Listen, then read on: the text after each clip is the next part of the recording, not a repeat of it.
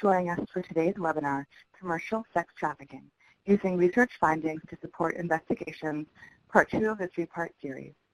My name is Allison Friedman, and I'm with OJJDP's National Training and Technical Assistance Center. As your technical host, I would like to take a couple of minutes to discuss a few features of the Adobe Connect webinar platform and provide a few announcements to keep in mind. For those wishing to download a copy of the PowerPoint slides and other important documents, you may do so by locating the Handouts pod directly above the chat pod. Click on the name of the file and then click the download button. During today's webinar, there will be a Q&A session where the presenter will address some of the questions posed during the presentation. Please type your questions into the chat pod as they arise. For those of you participating in today's webinar as a group, please take a minute and help us count. Go to the chat window and type in the total number of additional people in the room with you today. If you're viewing alone, there is no need to type anything into the chat pod at this time. At the conclusion of today's webinar, you will be provided with the link for a brief survey about today's presentation. The feedback you provide is used to assist in future planning and training. Following today's webinar, attendees will be sent a certificate of attendance. This certificate is sent approximately 1 hour following the conclusion of the event and is sent via an Adobe Connect thank you email. Please keep an eye on your email for your certificate. Finally, this event will be archived in approximately 3 weeks on OJJDP's online university at www.ojjdpou.org, where you can also view past webinars. Again, thank you for joining us today. I will now turn it over to our moderator for today's webinar, Melissa Blazing from the National Criminal Justice Training Center at Fox Valley Technical College to begin today's event.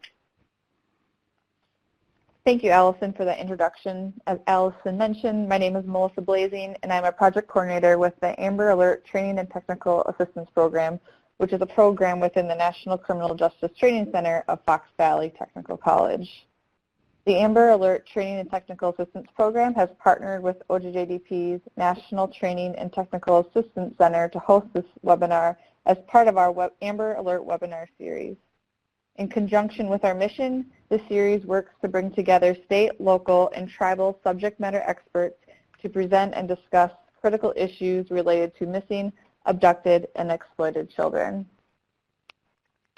To learn more about the Amber Alert program, our training and technical assistance opportunities, and to view past webinars, please visit our website link available on the screen. Before I turn this presentation over to Dr. Dominique Roe-Sepowitz, I would like to welcome you all to listen and view part 1 of this series at OJJDP's online university. On the previous slide shown, you'll be able to view part 1. And so without further ado, I would like to turn today's presentation over to our presenter and subject matter expert, Dr. Dominique Roe-Sepowitz. Dominique? Hi, thank you for having me. I'd like to give you a little bit of a background on the research that I do and sort of the perspective that I come with. So I am an associate professor. This is my 13th year here at Arizona State University, and I run a research office called the Office of Sex Trafficking Intervention Research. I'm a clinical social worker, so I run my early work with sex trafficking and prostitution related work was running groups with women in prison who were impacted by experiences where they had exchanged sex for something of value. And then when I moved to Phoenix in 2005, we started working with some of our exiting programs, and I developed an intervention called STAR, Sex Trafficking Awareness and Recovery, and that's a group that's happening here in Arizona with minors and adults. It's an 11-week curriculum, it's psychoeducation, and it's happening in some of our detention programs, our residential treatment programs, and it's a very victim-centered program. I also work with our community to organize certain events. Every 6 months we hold a pop-up drop-in center for persons who have been sex trafficked or prostituted. And we bring together medical personnel, drug and alcohol treatment, mental health providers, clothing, food, showers, really any service that we can think of, including the public defenders, so people can check if they have warrants or fines or so on. We provide housing support. And in April, our last event, we had 58 people walk in the door of our program. It's at a senior center up on 27th Avenue here in Phoenix. It's a pretty tough area, pretty heavy track. We also, October 1st, are opening up a housing program with HUD, City of Phoenix HUD, just for female victims of sex trafficking and their children. So it'll have 15 apartments, and we're creating the therapeutic programming to go with it. Also, we act as researchers in our community. We provide program evaluations. One of the programs that we evaluate we'll be talking about today, which is our offender program for people who solicit, or our John School. And I also work with law enforcement in Las Vegas and here in Phoenix, evaluating cases that are related to vice, related to prostitution and trafficking, to try to figure out ways to identify sex traffickers in different ways, and as well as try to figure out what would help create a case that would be more successful, and also how to support victims best in a better way, and how to be more sensitive to the experiences that they've had. So we do large-scale and small-scale work on research. We do evaluations of really small programs.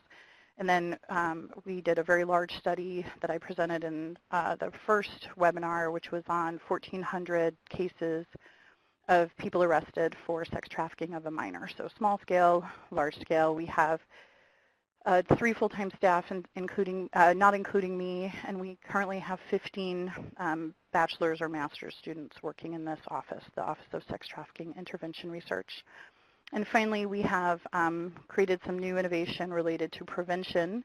We have a program through the McCain Institute called Project Starfish.education, and that's a prevention program to go into schools from the top down, so administrators and teachers, to inform them about trafficking. There's a Sex Trafficking 101. There's also lesson plans and ways that teachers can provide conversations and activities in their classrooms about sex trafficking in a way that feels really supported. It helps schools create policies on how to notify parents, or how to create a protocol for reporting. So those are just some of the things that we do. Regarding demand, which I'm going to talk about today, we've worked very closely with Thorn Digital Defenders of Children and Demand Abolition to create research on demand. We've also worked with Shared Hope International on a bunch of different projects. So we've worked pretty hard. We've connected with some of our federal government and federal agencies to support their work on buyers and traffickers, and trying to support the victims in our community the best we can. So that is my background, and here are the leading questions for our webinar. So I'm going to talk about what is a sex buyer. Many of you work in this field, but there is still some paradigms, sort of some boundaries by which we should talk. We'll talk about why sex buyers are so hard to research, and the challenges that we face when people ask us how big is the problem, and how should we change it. Some of that is important to consider. What do we know from the research? I can talk about the things that we've done in our office and some other researchers who have done some really, really fantastic things. And then at the end, having a conversation about how we can change buyer behavior through interventions, and how can we measure those things. So a sex buyer defined as a person who obtains sex or sexual contact or activity in exchange for something of value, like money, a place to stay, food, and drugs. So it is involved in sex trafficking, sex trading, sex exchange, and throughout this presentation I'll do my best to call them sex buyers, but we're also quite lazy in our work. I've been doing this work for a long time, as many of you have, and my clients call them tricks. I tend to call them Johns or customers. So this is important, that this is a person who exchanged with someone else a sex act or a sex conversation for something of value, that it falls straight under that definition. So the gender assumptions for sex buyers, that we sort of assume that all buyers are males, and that we assume that all male buyers are trying to buy sex from females. Most of our research on sex buyers falls into those assumptions. We know that is not true. We know that in our community that it's not true, that certainly females are involved in many ways, as are transgendered persons. But the assumptions of our research kind of need to have that anchor to move forward, because without it, our net is spread so far out. So those are assumptions to consider as we do walk into sort of the research conversation, that it's guided by these assumptions, which are imperfect, but we know to be true. So the legalities of sex buying, in the United States, it's always illegal to purchase sex from a person under the age of 18. There is no exceptions, and in every municipality, that person should be considered a sex trafficker, not a buyer. There are legal brothels in Nevada in counties with fewer than 7,000 people. That's population. And there are less than 20 brothels, active brothels in Nevada right now. So I think when we talk about a couple places, we really speak about just less than 20, which is quite interesting. So why are sex buyers difficult to research? So when we were approached to talk about buyers with the clients that I serve in my group, rarely do I hear about buyers. They're sort of other than the ones that are incredibly violent, we would hear about them as people who they may have, the victims in our community may have asked for support, and that buyer did not provide support. But sometimes they were very benevolent. Sometimes they were kind, and they were supportive, and they would give them money. But we rarely heard about them in relationship conversations or conversations that weren't about money or about support and violence. So when we were approached to try to figure out how big the sex buyer community is and how to change that, we had to really try to understand the market and how people buy and sell other human beings for sex and where we would maybe find them. So the venues that we have found in our community and around the United States are listed here, and they're often hidden. If someone's on a chat line, it's very hard for anyone not involved in that exchange to be able to record that information or document that exists. So things like John boards where they're exclusive membership, you have to create an ID and you have to be verifiable to get on, are very difficult to research, and we haven't had a lot of success across the board for researchers looking at John boards. Now, law enforcement has had much better luck, but kind of really diving in and trying to understand the behavior has been difficult. So it's invisible. We imagine in our community that a person lands here in Sky Harbor Airport in Phoenix. They turn on their phone, they open up to Backpage, they flip through the ads on women seeking men. They pick an ad, they text that number, they set up a date, they go to their hotel. The person who they're buying sex from meets them at hotel, and there's sort of no one else involved. There's no other way to document that or realize that a sex exchange is happening. It is so under the cover of privacy, and only two people are engaged. The activity is illegal. We know that it is hidden for many reasons. The survivors that we support in our community talk a lot about being conditioned by their traffickers, that they're the one in the room, they're the one in the car, and that no one's going to believe that they're being trafficked, because if they were being trafficked, they wouldn't be there. So buyers use that secrecy to keep this activity hidden. It's done where we can't see it. And when they engage with law enforcement, the illegal activity part of it is often what draws people to get names. We can have people arrested for soliciting prostitution, but the survivors in our community are also arrested. So it can be done on a site, it can be done in hotels, in alleys. It's not something that requires public access or public engagement. In our community, we have 5 million people in the valley here, and some of our police departments are very, very focused on demand reduction, and some are not. So we don't know what's happening in some of our cities because the law enforcement community is not focused on them, and there have been 0 arrests for buyers. That's simply about the priority of the community, which is a huge prohibitor for us to understand what kind of buyers they are, who they are, why they're buying, and how, if we could we stop them from buying. The trick roll is something that has data available. Those are police records of a buyer being robbed or assaulted and robbed by a person that they are attempting to purchase sex from. And there are trick roll cases around the country, but it's messy data. They're not all collected using sort of the Vice overlay, and it's not necessarily a great proxy of a typical buyer or kind of anything, but it's certainly information that we do have access to, and it's quite interesting. So how do you measure change in an invisible or hidden population? So how do we know how many buyers there are?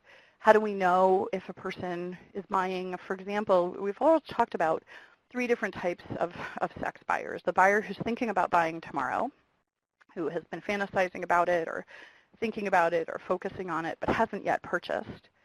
The person who's purchasing today, who's actively searching, scanning, looking, and making contact. And then the third person is a person who purchases regularly, but we haven't been able to find great patterns. Is it a person who only purchases sex when they're not in a relationship, or they're having conflict in a relationship, or when they're traveling? And there's so many aspects of who is a buyer and how that population changes over time. So how do we know who sort of leaves the pool and who enters the pool? And of course you have things like different research mortalities, things that would eliminate a person from that pool. So for example, if a buyer gets arrested and incarcerated, they would be out of that pool for however long they're incarcerated. But those things don't seem to be natural, and we're having trouble understanding how the population pool of sex buyers moves and fluctuates in size. Also, how do we look at how demand reduction activities create a decrease in sex buyer behavior?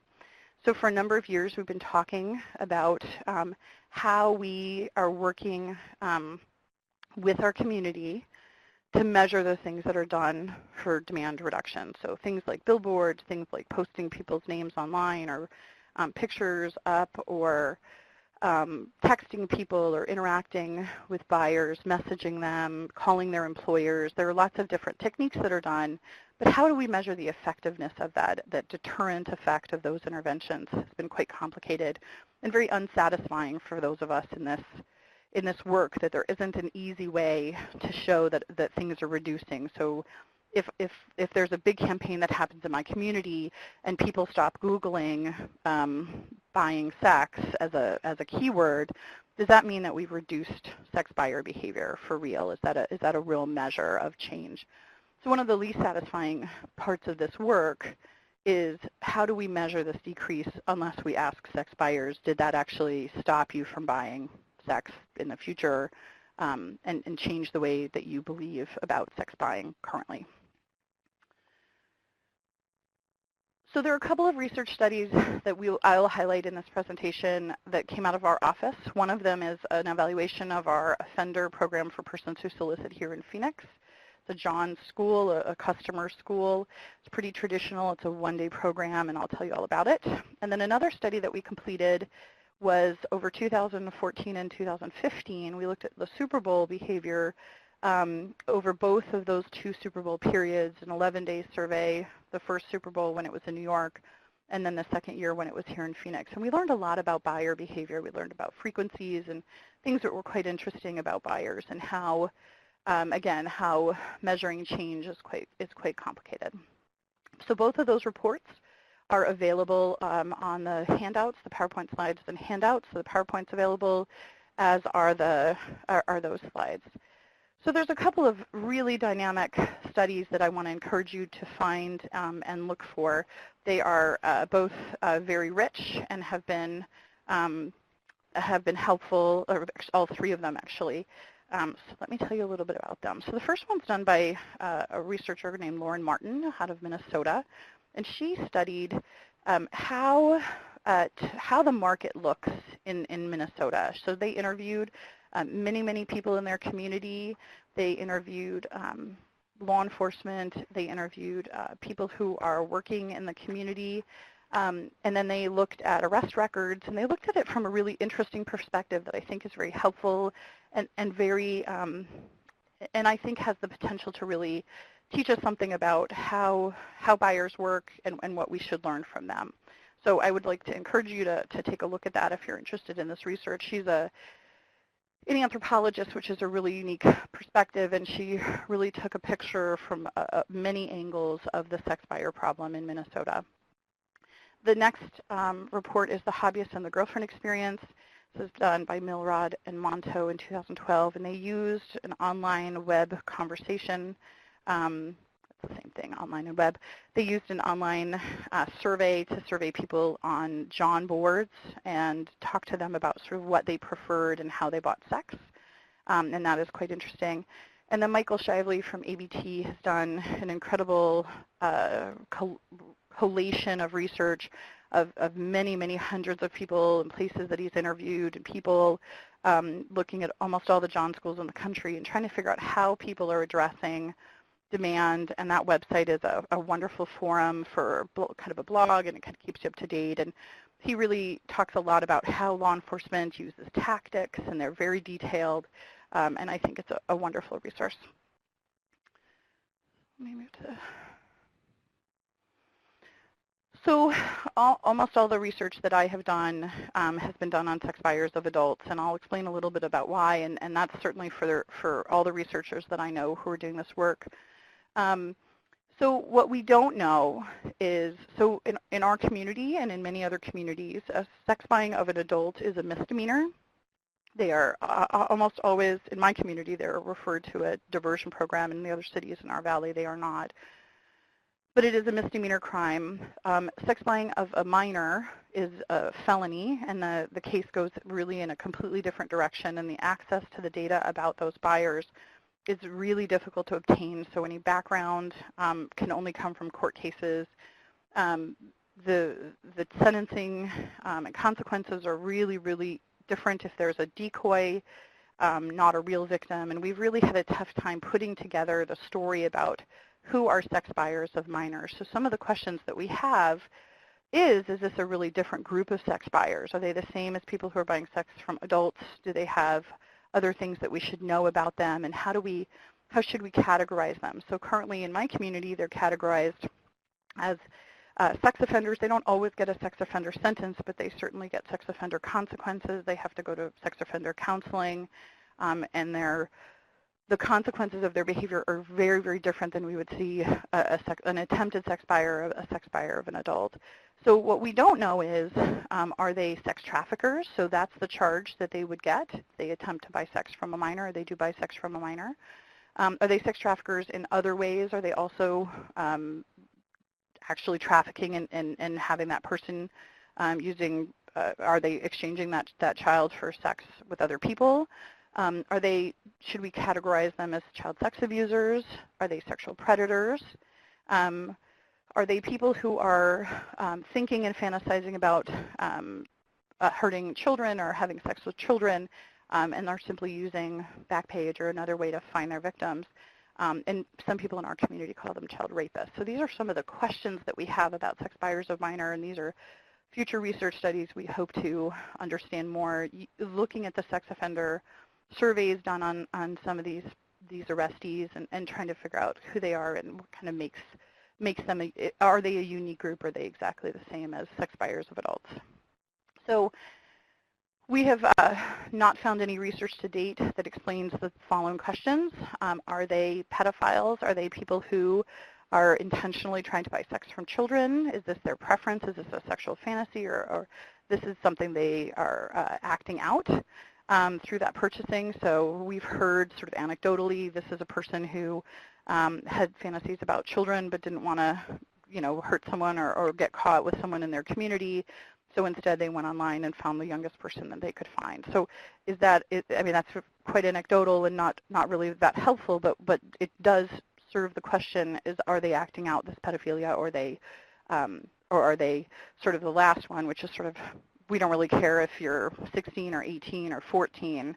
My fantasy about having sex with you, or my intention of having sex with someone as an exchange, is more important than your age. So these are some of the questions that we have gotten stuck on with sex buyers of minors.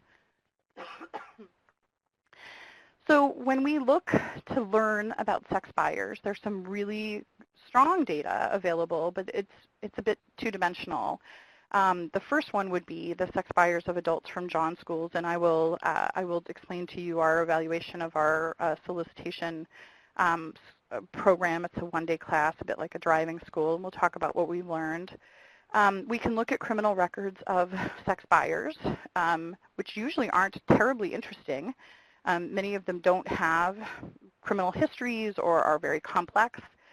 Some people really, in our field, have really advocated that these are sex offenders, even buyers of adults, and they should thus be kind of pushed in that direction. We just don't have a lot of evidence that says that these are career criminals, that they are even, but we also don't know if they're specialists in their crime as well. John boards have historically been a really interesting place to listen to the way that buyers communicate with each other, and they rate the people that they have purchased, and that is a bit disheartening when you read them, how they speak about other human beings, but it certainly has been a way that people travel around the country and purchase sex in a very specialized, very targeted, very methodical way, and John boards have really facilitated that to happen. The way that we have managed to collect data on sex buyers primarily has been responses to online ads, which I'll talk to you about. And then studying sex buyers of children, that maybe media reports talk about the cases, but oftentimes have little information about disposition. And then to find out data about sex buyers, you have to know the name of the the name of the sex buyer to search. So we have lots of barriers to learning more about sex buyers of children. So how big is the sex buyer population continues to be a challenging question. There are two social survey indexes. 14% of men have bought sex in their lifetime. Others say 16%. Research that we've recently completed said closer to 4% had bought it in the last 3 years. But what we don't know is if we're using the proxy of online, is that really a measure, a good measure of the population? Are we doing a good job using the online market as a measure? Other ways that we struggle is how could we count other populations other than responses to our ads? So one way is literally to stand on the side of the road with a car counter. You just count how many people drive by on a high frequency area or track for prostitution, and you could put a decoy out and count how many contacts. My concern also has always been it's a really dirty sample. There are people driving to get milk, going back and forth. Maybe they forgot their wallet. They come back a couple times. And there are sort of reasons that people are frequenting the streets in that area. It's not a very good proxy. Other data that has been used in the past to look at sex buyers is public health. And those are people who have turned up in public health communities that are there because of STIs or reasons that they were connected to public health as a consequence of purchasing sex. Again, a really messy proxy. And public opinion, one of the questions we've heard in the past is how many people do you know who have purchased sex in the past from another person? And I think that's a very dangerous attempt to establish a population, mostly because it's a hidden group, and I don't think we actually know the behavior of the people around us necessarily. Some people are using the frequency of people using Google to look for sex as a proxy of the population. Some people are trying to find people who are buying sex and communicating with them, so targeting them when we place online sex ads, which is something that we've done in the past, which I'll talk about in our research. Oftentimes, if we had picked a way, we would have gotten where they worked, like they were calling from a work line, so we could have tried to reach out. My university would not have allowed us to, and I don't think that's necessarily ethical. But we could call them and try to find them. And people in other communities have placed advertisements on Craigslist looking for buyers to interview. And there are different ways that people have tried to evaluate this hidden population and had a really tough time. So the first project I'm going to tell you about is our solicitation offender program for persons who solicit, and that was completed in 2014, and we are continuing to collect data at that site. They had a change in provider for 2 years, so we just restarted our data collection in 2016. The program has remained the same. It is a jail alternative program for persons arrested for soliciting a prostituted person. It could happen, it could be a decoy in a hotel, it could be a street-level enforcement, and they're all charged with the same thing. Every community has different responses. In our community, their car is unimpounded for 30 days, and they are actually arrested and brought to jail and processed through jail and then offered the program. Historically, they were not processed through jail. They were just offered a jail alternative, but that has changed in the last 2 years.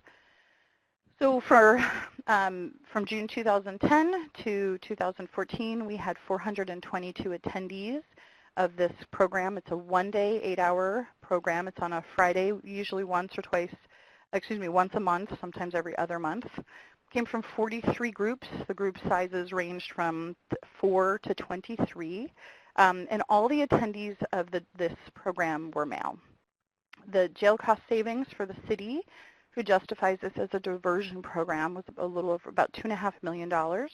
So that meant that the alternative to this program was going to jail, and that's how much it would have cost to do that. And so we designed and implemented a pre and post survey, and we give it to all attendees who voluntarily complete the surveys as part of our research. So my graph is not loading. So the race of the participants are primarily 55% of the participants are Hispanic, 24% are Caucasian, and 5.8% are African American. We have 40 that are sort of other, 9 that are mixed, and then we are missing 10 cases. What's interesting about the race of the participants is that it's disproportionately representing Hispanic offenders, and thus soliciting offenders. And some of that has to do with the level of enforcement and the way that people enforce the law for solicitation. So if the majority of your enforcement is on the street, you're going to get a different group of people who are trying to buy sex than you are going to in hotels. We believe that there's an economic difference and there's some racial disparities for things you might find. So that's a consideration to our work. Something to consider is that many of the participants that pick diversion, something like 40% of the attendees have to pay in payment programs, so they're unable to pay the $850 right away that they have to pay over time. And when they are finished making their payments, they can attend the program, and then the case is dismissed from their record if they attend that 8-hour program. So who are the attendees? 42% have completed high school as their maximum, and another 32% had completed college. Just about half had been married, and about two-thirds had children. They're sort of characteristics of the everyman. Let's see. So another graph that's not working, I'll read it to you, and then hopefully in your download it works. The way that people had been identified as that the people who are attending the program identified their sex buying behavior. I just want to remind you that you can download the PowerPoint slide. It's in your handout pod. Is the majority of the people who were in the program, that one-day class, said that they purchased sex in a strip club. They went to street prostitution, so that's 81 of them. So they could pick more than one. Street prostitution, massage parlor was 20, and escorts were 26. Oh, good. Thank you, Melissa Rivera, for telling us that you could see the PowerPoints. That makes me happy. So why we suspect people buy sex. So we took a good look at all the research that we could find about sex buyers and took all of the answers that we'd ever seen that a person said. So we read narratives, we read interviews, we read everything that we could find, and we put them all on our survey that said, tell me why you are buying sex. Where is this for you? How does it fall in your life? And so these are just the ones they answered at the top. If you read the ops report or you want more information about that, please let me know. But it's a pretty comprehensive list. I think there's a total of 10. And the most common answer was, and so again, they could say yes to as many of these that were true. The most true for the attendees was that they didn't want a relationship and a prostitute didn't ask for one. We've heard that many times in the media, that people are bisex because they don't want anything, they don't want a commitment. So we use that in our questionnaire and found that to be quite interesting. The risky and exciting, then companionship, having a high sex drive for friendship. One of the questions we always ask is about sexual addiction, and they do some education in that program about sexual addiction. But that high sex drive is something to consider because it's less risky than starting an affair, desire to have sexual experiences that your regular partner refuses, and because having a sexual experience with a prostitute is less work than convincing your regular partner to have sex. So the language we use in our research is always prostituted person, but in our work with sex buyers, that was convoluted and it made it really complicated. So our work group decided to use this language. So some of the things to consider, I'm going to go back to that slide. Some of the things we found, if you read our evaluation of the program, was, can we, in a one-day program, this has been a long debate, in a one-day program, change the attitudes and beliefs of sex buyers, who these are the reasons they buy sex. The places they buy sex are sex industry places. They're street level, places where they seek, they go online, they go to massage parlors, they go to strip clubs. Can we change the way that they think and they feel about people buying and selling sex? Can they engage in the idea that that person is being trafficked or oppressed? And can we change the way that they feel about the situation and the decisions they themselves have made? So we have found that our program has positive outcomes for changing attitudes and beliefs. That is, of course, not a perfect evaluation. Many of us have gone to driving school, and at the end of the 8-hour driving school, vowed to drive better and be less dangerous. And we know that attitudes and beliefs really are very complicated to change in a very short period. And there has been some very good innovation, particularly in Portland, about different ways to make attitude and belief changes about trafficking and prostitution, but our community has not really embraced those yet. And this is the project that we have, and this is the ability that we have to use diversion. So we're happy to say that we think that diversion has some real strengths, and it has positive outcomes. Our re-arrest numbers are 0. We have 0% recidivism on the persons who attend John School. Certainly there are lots of good reasons that could be so low. First of all, they could go to one of the other cities in our community. We know that they could literally drive 10 minutes in any direction, and it's a completely different police department. So buying sex somewhere else outside of the city of Phoenix wouldn't be caught in our recidivism checks. So the next study I want to tell you about is the Super Bowl study we did over 2 years. It was funded by the McCain Institute for International Leadership, and Mrs. McCain has been a solid partner to us in the work that we do. This was one of the more interesting IRBs that my university has approved. They really had some great questions to us about how we're going to safely place sex ads online and provide the information to get the data that we want, but not have any interaction with a person, and how we can use deception, placing fake sex ads online. So we had some really good work to do, but it was very successful in it. So we placed ads in Phoenix, Arizona, San Jose, California for the 2nd year, and Northern New Jersey and New York Metro so Phoenix and Northern New Jersey, New York Metro for the 1st and 2nd year, and San Jose the next year, because that's where they were having the Super Bowl. So we purchased a voice over IP program. We set up local phone numbers for each of them. We intentionally did not do caller ID. That was information we didn't want. We didn't want to know if they were calling from a business or what their name was. That wasn't information that we wanted to have. The amazing uniqueness, I don't think that's real English, the uniqueness of a phone number was enough to use in our research as a variable that was really strong. We obtained photos from law enforcement. We placed online sex ads that were normative, so we looked through all the ads during a certain period of time. We took language from other ads, and the photos that we had from law enforcement, we placed them in really typical ways, and we made sure that our ad did not stand out as something extraordinary, that our language was anything additional or different from others that they would bring to a different population. We want it to be very normal. We collected data through voicemail and text, so we transcribed the voicemails when they called, and then we had the text was entered right in. It was pretty great systems. And the ads were placed for 15 days in Phoenix to include the Pro Bowl on the 2nd year, and in the other cities for 11 days. So we wanted to look at movement and activity and how the sex buyer behavior changed. So what we saw was the maximum day we had over 200 contacts. That was just before the Pro Bowl.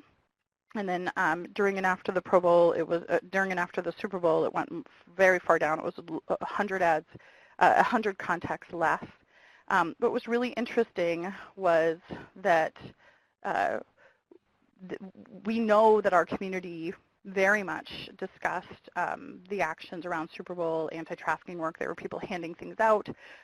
They were really, there were tons of activities here. So if a trafficker brought a victim here and a buyer thought that they wouldn't be held accountable, there wasn't something happening, we know that there was a huge impact of our community activities, but what was that impact and how did it impact, we certainly can't measure and we don't know.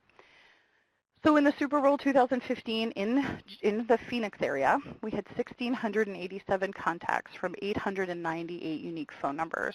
So we had 898 people contacting our ads, our 2 ads that were posted every day at the same time and re-upped once every day during those actually, how many days, sorry. They were 15 days. So we had callers from 116 area codes, and 73% of them were from local numbers. So we really thought that people were coming from all over the world and they were going to be calling our ads, and we found just over a quarter were from other places. So we must consider that they could be calling from hotel phones, they could be calling from phones that they purchased here. There are some errors that we considered and some assumptions that we had to make, but we're pretty comfortable that they were local people. In other sporting events, we've anecdotally heard of the same thing, that the arrestees were locals, the vast majority. So callers made contact. They either called or texted between 1 and 22 times. During those 15 days, we had 823 calls and 874 texts. Again, the calls, if they left a voicemail, we transcribed them and we learned about their what they were requesting and their preferences, and we had, they would leave their name, they would leave information about kind of what they were seeking, and there were some pretty intense conversations. So when I transcribe those calls, I tend to be alone in my office late at night in downtown Phoenix, and I finally just made a Wordle because it was so overwhelming to hear what people were asking for and how they were asking for things. So here is my manifestation of of the work that we did and some of the things that they made. Lots of people left their names. Lots of people communicated their desires. Many of them asked for things like bareback and high-risk sexual behaviors. And in a minute, I'll tell you about some of the typologies that we're developing to understand sort of more about what people are looking for and how we can categorize those buyers in different ways. So we took that data and and other buyer data that we had from other sex ed placements, like the ones that we did with for Thorn, where we worked on trying to understand migration of ads and how people responded to different types of ads. And we created these different categories, so 10 different categories. So the first one is a Romeo. This is a person who invites the person they're calling to purchase sex from to enter some sort of a relationship with them, like that they're going to pleasure them, that there is a benefit for the person they're contacting to buy sex from, to call them back. So the pleasure that they'll get, that they're fit and healthy, or they have an extraordinarily, they're very well endowed, or there's something about them that will be romantic and pleasurable for the person that they're trying to purchase sex from. The second one is a relationship. So that's a person who is looking for the girlfriend experience or a regular. They ask for things like kissing or overnight, or take them out on a date, go to dinner, go to a casino. And they're talking about looking for company or someone to talk to. So we're learning that, again, as we talked about the 10 different reasons that people purchase sex, they're sort of falling into these categories as they're making contact with us. Other callers or texters were recruiting for porn, not the porn star experience, which I'll talk about in a moment, but recruiting for porn. So they were producers that were contacting them. They had requirements. that were explicit, that they had to agree to, that they had to send nude photos, they had to agree to participate in things like that were very graphic, that they had to agree to semi-violent sex acts or accept other people's body fluids and swallow them and so on. So other callers wanted to trade and barter with drugs, alcohol, pills, lots of marijuana requests. We did have someone once ask us if in one of our calls if they could exchange a couple of bottles of wine for a sex act. So the idea of trading and bartering was really present. Drugs as alone, let's hang out and smoke, let's use together. I have some, and there were many, many varieties of what that person had with them. And that was sort of quite targeted towards persons who have addictions or who would pick them most. So the frequency of the calls that we had were extraordinary. Sometimes we had one day we had over 200 calls to our ads. So even buyers recognized that they had to have incentives to be the one that got called back, and we saw that a lot with the trade and barter and the drugs. So the porn star experience was the desire of the buyer to receive, to make contact with a person who acted as if they were a porn star. So they requested things like stilettos, lingerie, specific positions, or specific things related to porn. So they might invoke a scene in a porn movie or a person in porn who they wished to have the person act like or look like. And so that was something that was very specific. We had a very large number of pimps using our ad response to recruit the victim, I guess we weren't a victim, to recruit us. So they were extensive emails and texts from people. An example was, "You're beautiful, and my knowledge, we can get 10 to 15,000 a week. If you're not happy in your situation, you should let me help you get what you really deserve out of it. Do you want a real daddy?" was one. Another one is, "Hello, beautiful. My name is X. I'm a handsome and charming pimp from Brooklyn. It's my duty to teach women how to get money properly while avoiding harm." So we had extraordinary amounts of traffickers making contact with our ads. We have anecdotally heard from the victims that we worked with in our community that their trafficker was a customer at some point. That's how they developed their initial relationship with them, and then they were recruited by them through some of the means that we see traffickers recruit: Romeo, protection, different ways that they attracted them. We had a desire for violence. We had people ask us specifically to choke them for a certain price. We had a very specific caller who called almost every ad and had historically called our ads that we placed in other communities that were different ads. So the caller didn't know who we were, but was asking for someone to kick him in the testicles, and if there was pain caused that made him cry, that he would give kind of a bonus. Other things that were requested was hard anal sex, hard sex, or fisting. So things that were considered kind of on that violence spectrum was something that people were asking for specifically. Finally, high-risk requests, so health hazards, including any high-risk sexual requests, bareback, no condom. We had an interesting number of people who said they were allergic to latex. Also, anal sex, do you speak Greek, do you do Greek, was a constant request, and then multiple entries. So the communication between the buyers and the ads in their text and their emails were very explicit, and we thought were really helpful and interesting to look at some of the typologies as we develop. So the next step for the research that on this page is to go through about 30,000 contacts from buyers and filter through them and try to find how best to use that information to protect victims, which is always our priority in our community and in my office, but also how to figure out what it is that we can do to intervene to change attitudes and beliefs about buying sex from other people in our community. So we have a robust community that is interested, as do many of you, who are active in intervening with demand. We have demand coalitions here. We have CEAS Arizona that's very active. We have groups that are getting together and calling. They're placing ads themselves online on Backpage, women seeking men, and responding to buyers and informing them that they are working for an organization that is giving the phone number to law enforcement. And they've been having some incredible success in some communities. The first one is called EPIC, and they're working out of Portland, and they're doing some really rich work, and I know that they're working in other communities as well. I know in the Phoenix area we're working to start that up.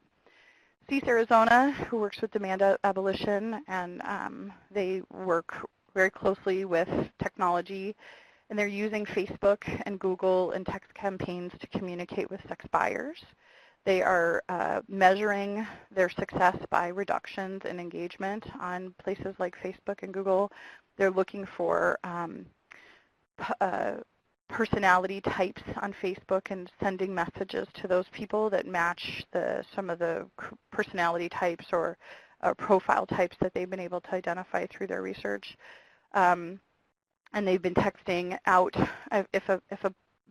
Some of the laws that we have is we can't intervene through text, but if someone texts you to try to buy sex from you, you can actually respond to them legally with a deterrent text, and I think that's been well done. The effectiveness of all of these different interventions have been kind of convoluted by the challenges that I talked about in the very beginning of this conversation. Is how do you measure change? How do you get to know that someone's not going to buy sex, or they were thinking about buying sex today and now they're not, or they're thinking about buying sex tomorrow, but the text they got that talked about the consequences of buying sex, or that the person who they were going to buy sex from was a victim. Do we know if that actually has any intervening benefit, or does that person simply go to a different venue and look for it? So law enforcement intervention and tactics, back in the very beginning, I talked about some work for that demand forum that Michael Shively, very, very detailed discussion of tactics in different communities. And again, we just have no idea if those tactics have the impact that we're hoping for, or they are kind of squeezing a balloon and they're moving in different directions, or they're really changing the behaviors, thoughts, and beliefs of the people who are attending. One of the interventions in our community is called Jamming Johns. That was developed by CEAS Arizona, but it's been happening in other police departments now around the country, and they're placing ads and they're responding to buyers, but it's a law enforcement officer who has a conversation with the buyer, makes a deal with them, and then says, I'm with an FBI task force, your number has been entered into our database, what you're doing is a misdemeanor crime, and you're kind of on our radar now, please don't do this again. And they've had many, many, many interactions with buyers. The success of those interventions have been difficult to measure. Sometimes the person hangs up and just calls a different ad placed by that same group, and sort of they start all the way from the beginning again. But in many cases, that person appears not to engage again, at least that day. And then decoy stings are kind of the key tactic for demand reduction for law enforcement. So how do we measure the impact of this demand reduction? Do we, if we measure the decrease in calls to a decoy ad, and I know that there have been so many activities in some of our communities that online ad placement no longer brings in buyers, that is no longer a useful tool, that they're having to be really creative to buy sex buyers. I've heard of programs where they started their own sex buying website, where a person would have to call in or email and register in, and that's a sort of a way to select people, kind of a smaller back page, for example, and that's a different way. But traditionally placing ads on Backpage can oftentimes not result in buyers calling, because there's been lots of warnings, there's been lots of media, there's been lots of conversations about that being an easy way to find victims, find buyers. is a proxy of decreasing demand. If you see a decrease in street traffic of buyers on the street. Hi, Robin Miller. I'm glad that you're on the board talking about Epic. If you have any questions, you can always call Robin Miller, and Epic has its own website. And then finally, if we view the material-driven so our web interventions that drive, so they click on an ad and the ad says, email me at this number or text me at this number, and then a text comes back or an email comes back to the buyer, and they're sort of forced to watch material, or they talk about how sex buying is their victims involved and so on. Is that viewing of that material a proxy to measure if that impact has positive results? So how many people watch it? How long do they watch it? How many screens do they click to? And so on. So in summary, and we're going to open this up for questions in a second. In summary, this is an invisible and hidden population. We worked really hard and taken some of the best minds that we could find in the community and in the country to ask about how to intervene on something that has been really embedded in our civilization for a long, long time. There's the oldest known civilization in the world. It's called Ephesus in Turkey, and I went there when I was my early 20s, and they have a public marble toilet with 20 slots or something like that people can go to the bathroom in, and they have a sewer system, which was very progressive. That's one of the reasons it was the first civilization. They also had a library, but they also, from that library, they had a pathway, an underground pathway to the brothel. So we know that in the oldest civilization in the world that we had buying and selling of sex. So how do we change the mindset of our community? How do we measure this problem that's hidden? How do we appeal to communities that support this behavior? So we're seeing intergenerational training. We had a person arrested in our community for trying to pick up a street-level prostituted person who had his 15-year-old nephew in the car. So we know that some of it's a learned behavior, some of it's an acceptable behavior. How do we change the way that people believe about this behavior, buying sex, and how do we prevent it? And then is there a punishment that has validity, that has impact, that is different than just a consequence, that has something that has a real possibility of changing attitudes and beliefs? And finally, I can't say it enough that it's hard to find and it's hard to monitor the change that we see. So I am now open for questions. Thank you, Dominique. And I'd like to remind our listeners to continue to submit questions in the Q&A box as we begin this Q&A portion of the presentation. And so one of the first questions I wanted to ask you, Dominique, is, since this is such an invisible and hidden population in regard to sex buyers, and let's say somebody in a community wants to start examining, who are the sex buyers within their community, what are some initial steps that should be considered? Who should be the key partners? So if you could just provide just a few kind of aspects that one should think about when they're really wanting to look within their own communities.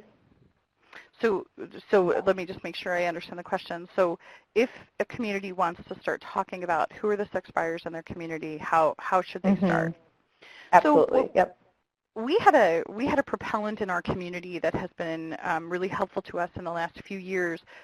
Previous to the Super Bowl that was here in 2015, we just didn't talk about demand reduction that much. Our John School has existed since 1997, but it was something where about 20 to 25 men were arrested every month in different ways by our law enforcement, but it was very it was sort of not something we really considered or talked about. We didn't look and talk about the ways that people were violent or how our trafficking victims were being impacted by buyers. And then when the Super Bowl planning started, we found that there were certain partners that were very helpful to us in really getting this topic on people's minds and how to work together. And that included, of course, our law enforcement and the progressive work that they're doing. We benefited by being one of the C cities from demand abolition that brought a lot of resources and enthusiasm and innovation. We also involved our tourism and hospitality industry and trained all of the Super Bowl workers, many of the hospitality workers in our community, people that are at our airport. So people were starting to look at what the human trafficking situation was in our community. And if someone believed that there was a buyer set up in their hotel, that they would call law enforcement and report it. So we had to get the stakeholders and the people in our community to get involved. Now, we've had some unsuccessful partnerships.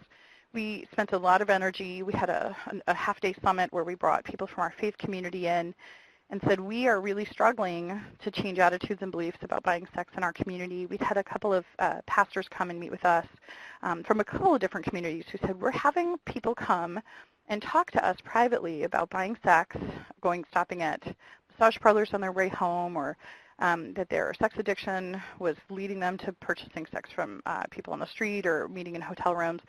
And the pastors were asking, how can they intervene? What can they do to support their parishioners, and how can they work in an anti-trafficking, anti-demand mindset? So we brought a large community together. We had 90 attendees from every religious group, faith group that we could find in our community. And we presented about trafficking. We presented about buyer behavior. We talked about how to support the people in their communities who are working to not purchase sex, and how to change the way that people think and feel. And then, of course, we suggested, could you please speak about this with your communities, that buying sex is part of the way that people are trafficked, that it's an element that if we can work towards decreasing and eliminating, that would serve our community well. And we didn't have great success with that, but we did have great success with people who attended who felt very supported. They felt like there were places that they could send their parishioners if they came to them and talked about sexual addiction or behavior that they were uncomfortable with. We had a list of counselors that specialized in this area, and we certainly had a really good conversation. But I think the key element for us was we're just not going to give up. That was one avenue and one way, but we haven't given up on it. So thank you. That was a great question. Thanks, Dominique. We are getting a number of questions in, and so the next question is about researching in regards to the dark web, and if anyone is researching that, and whether or not the buyers are going to the dark web when they are deterred from the regular internet ads. So those are really great questions. We have had a one-year relationship with the MEMEX project that was working with actually the developers of the dark web, and we have worked successfully with some law enforcement who have identified sex purchasing sort of methods on the dark web, but it has been very, very difficult to sort of the reason the dark web exists and the reasons that we have struggles researching it are hand in hand. The secrecy, the difficulty of monitoring, we have had very, very limited luck. I do think that there are some web crawling groups from universities that are doing some dark web analysis, looking for ads, looking for hookups, looking for ways that people are connecting to purchase sex.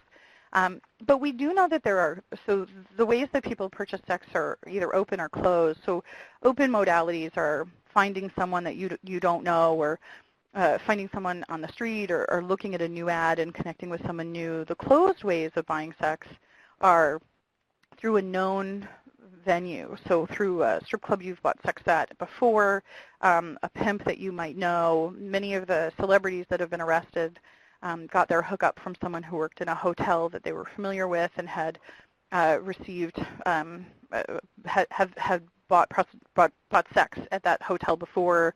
So it was sort of a known but very closed. They didn't have to go outside that network. So those are some of the things that we run into that are real challenges, especially on the dark web or closed networks that we can't seem to figure out how to get into. I know in my community, we are working really hard to deal with border issues, as well as cantinas or sex buying venues that are for people who don't, whose first language isn't English, and there's been really not a tremendous amount of success for that. Thank you. Our next question is, are there any recommendations of general questions sex buyers can be asked and possibility of getting questions that have been asked. And can you maybe clarify in regards to your research, it's not necessarily you're asking questions, but is it more so what you're posting on the ads? If you could just clarify that, or if there are questions that could be asked. So there were two different studies presented. One study, at the solicitation diversion program, we actually asked the buyers who were arrested for a misdemeanor crime for buying sex from a prostituted person or a decoy. We asked them pre and post surveys, and I'm actually happy to share that survey with anyone who's interested. We have some good validity on it. It has some good work we've done with it. It's a combination of a couple of different surveys that are standardized. So that study was directly to buyers. The ads that we posted online, we were able to collect information on them that was limited to their response. So the things that they said in their text or their voicemail, their area code, the frequency of their communication, whether they texted or they left a voicemail.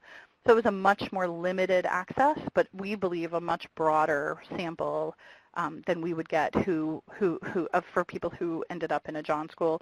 And I probably should mention that the people who end up in our diversion program are less likely to have a defense attorney who is able to get that crime dismissed, or some sort of a plea agreement that was much sort of had a different tone.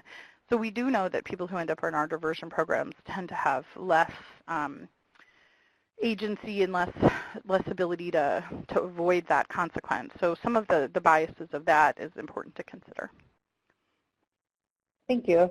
Our next question is in regards to the study you did with the Super Bowl. And so the question is, did any of the buyers during the Super Bowl request anyone underage? And if so, what was the percentage of those buyers that asked for those people? So we do know that buyers are smarter than that, we think. So we did have a very creative ad that we placed that talked about having a younger friend. So we posted the ad as an 18-year-old, and we said we had a younger friend. And we did have a really important number of people who were interested in that younger friend. So that was by far the most popular ad that got responses, and I would say about 70% of our contacts requested knowing more information about the younger friend, which was explicitly younger than 18.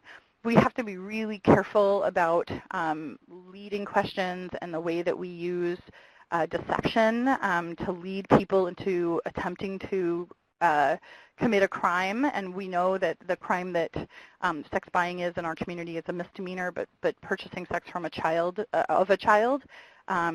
is a felony, and we needed to be really careful about the work that we did and what was our responsibility as researchers with that data. Should we turn that information over to law enforcement in our research work? We couldn't do that. Those were confidential information unless they explicitly described something that was dangerous, harm to others. I mean, there were some exceptions to it. But we had to be really careful about the level of deception that we used. And these are all things that other community members don't have to think about, that I have to think about and my research team has to think about as we pursue new knowledge. A police department doesn't have to think about that. They can place that ad, they can ask the questions however they want, and they certainly do that with great success. But we, in the cataloging of our data, have to be really cautious about entrapment and using our research in a way that would be perceived as unethical. Thank you. Our next question is regarding the typologies you identified during the study. The question is which of those did you see the most? Well, we're working on that. That's one of the things that so again, we had 30,000 combined contacts from all of our demand abolition work, all of our McCain Institute work, our Thorn work, and our Super Bowl work, which we were able to put together, and we're sort of going through them each communication to identify them as which one. We are so that's not out yet, but it's certainly a driver to the work that we're doing, and we're working on it this year. Thanks. The next question is in regards to prevention intervention. The question is, are there any early intervention prevention programs for teens so education and conversations can begin? I know that you did mention Project Starfish, the Project Starfish program, but if you could provide any programs that you're a part of or that you know of that you could share, that'd be great. Sure. So our project is called Project Starfish.education. You have to write out that whole word. And that is a prevention program, again, for teachers and school administrators to utilize in their own schools. And the other, that's one perspective of prevention. We also have a teen prevention brochure that we have used with our community to talk with teens in a social work perspective or empowerment specialist in high schools or middle schools. And that's on our website, sextraffickinghelp.com. And that is a tool, so I'll say that again slower, sextraffickinghelp.com. And that is a website we developed with all of the resources in Arizona that can help a person who's been trafficked regarding housing, mental health, any service that we are connected with that's victim-centered or trauma-focused. So we did a survey of our community. We have 48 agencies listed. We have the person they should contact on there, all of the requirements. It's been a wonderful tool for our community to be responsive.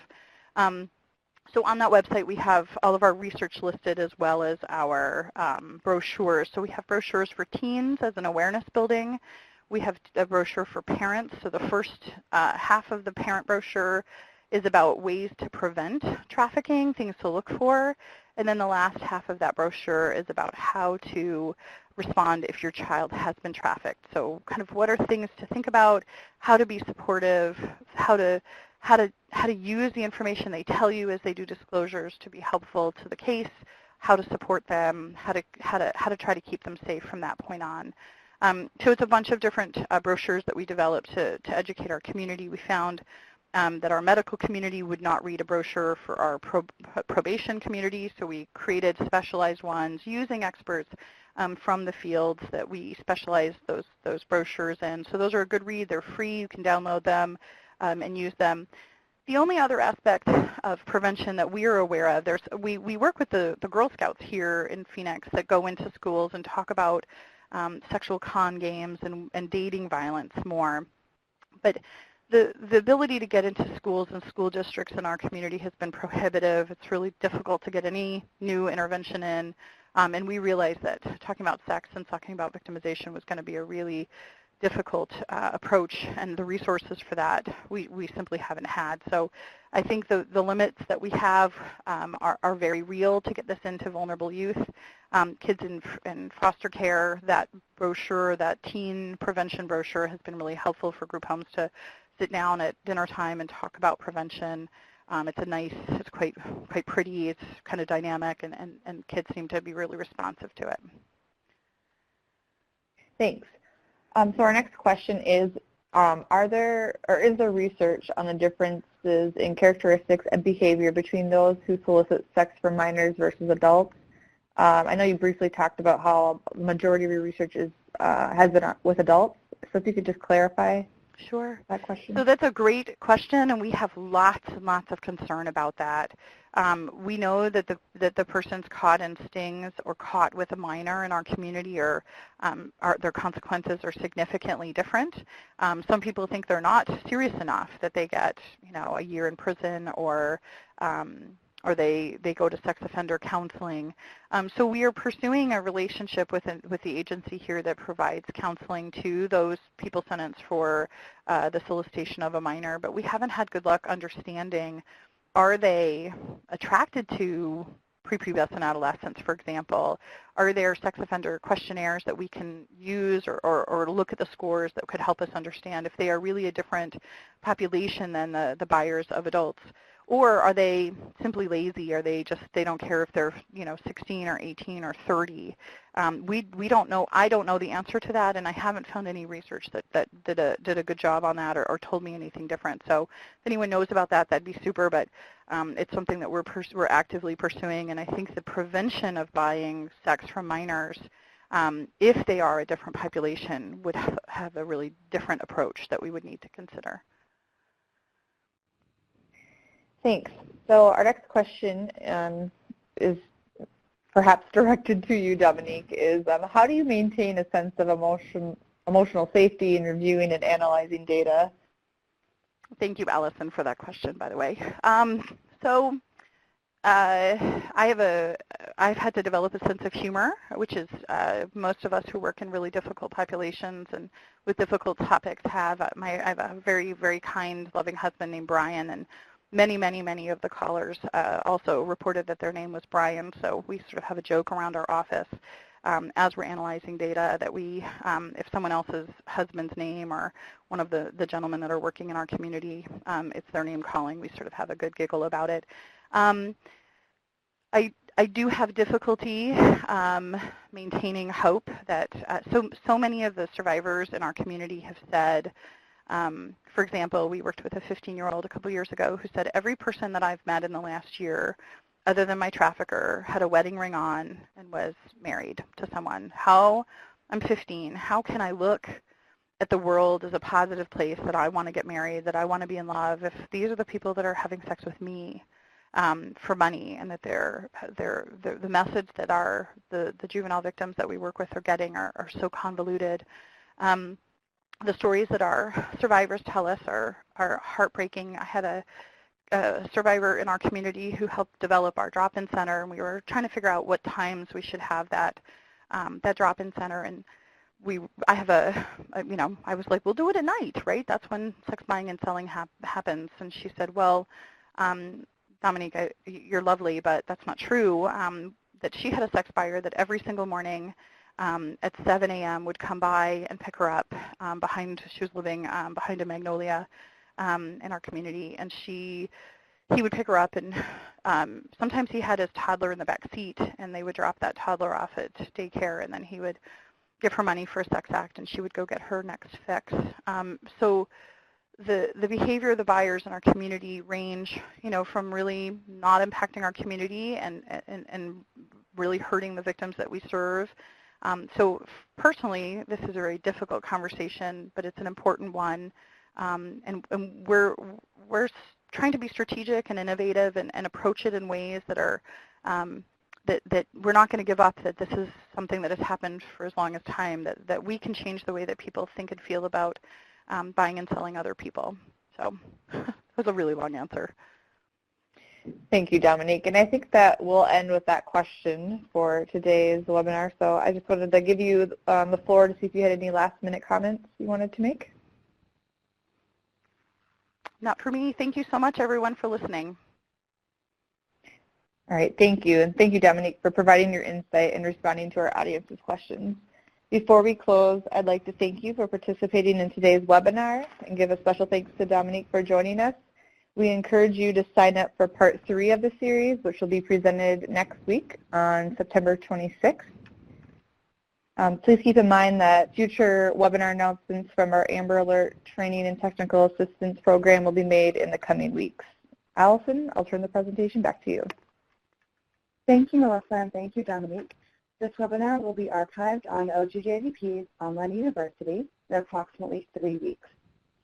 For more information, please contact the National Criminal Justice Training Center at Fox Valley, and you may also contact OJJDP or NTTAC via the Help Desk by following the contact information on the slide. And lastly, we would appreciate if you could take 5 minutes to complete the feedback survey. Thank you again for joining us today, and have a great afternoon.